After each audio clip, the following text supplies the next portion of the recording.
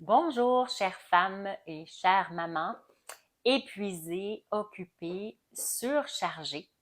Alors, je suis Christine Pagé, docteure en psychologie, et j'aide les femmes débordées et épuisées à alléger leur charge mentale pour mieux profiter de la vie au quotidien.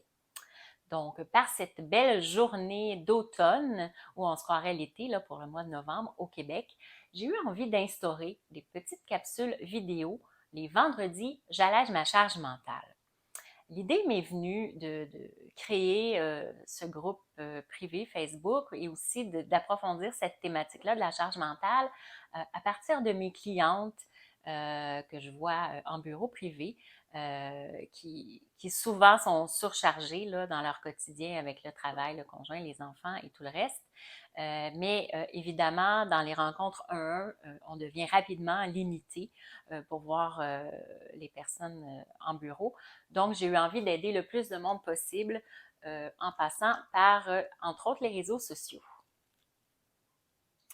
Mais avant toute chose, qu'est-ce que c'est la charge mentale? Ça fait déjà quelques mois que j'ai créé le groupe Facebook privé Alléger votre charge mentale, mais ce serait intéressant de connaître la définition de ce que c'est exactement. Donc, selon Psychologie et Santé, la charge mentale, c'est un terme qui s'est récemment popularisé pour désigner la charge cognitive invisible que représente l'organisation de tout ce qui se situe dans la sphère domestique. Alors, les tâches ménagères, les repas, les achats, les soins aux enfants, etc. Alors, la charge mentale incombe le plus souvent, en grande partie, aux femmes.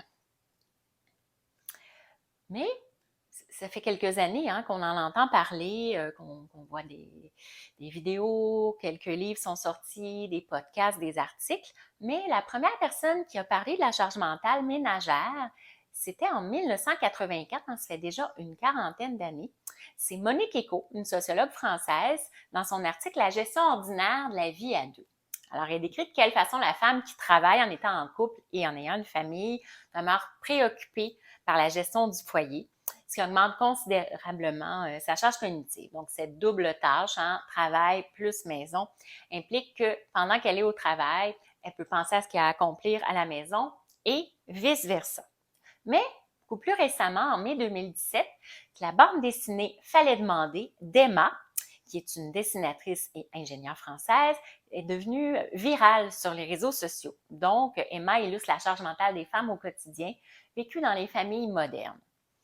Et en 2018, la docteure Aurélia Schneider, une psychiatre française, est une des premières à s'être penchée sur les causes et les conséquences de la charge mentale dans son essai « La charge mentale des femmes et celle des hommes, mieux détectée pour prévenir le burn-out ». Alors, elle y explique son concept de la règle des 7 D sur la gestion et la prévention de la charge mentale.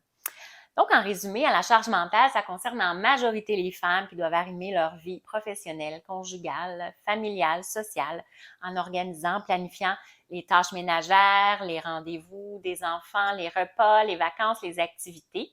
Et cette accumulation de tâches à faire s'accumule aussi au niveau cognitif, ce qui peut facilement glisser d'une charge à une surcharge mentale et même vers l'épuisement psychologique. Donc, c'est important quand on se retrouve à ce niveau-là d'une surcharge, de faire attention puis de s'arrêter, de prendre une pause avant de développer des symptômes plus psychologiques, symptômes physiques, parce qu'on sait que la surcharge, à moyen long terme, ça peut aller vers l'anxiété et même la dépression là, et l'épuisement, le burn-out en fait. Donc, voilà, j'espère que cette petite vidéo vous a fait plaisir aujourd'hui. Et puis, bien, on se revoit un prochain vendredi. Alors, prenez bien soin de vous avec bienveillance. Au revoir.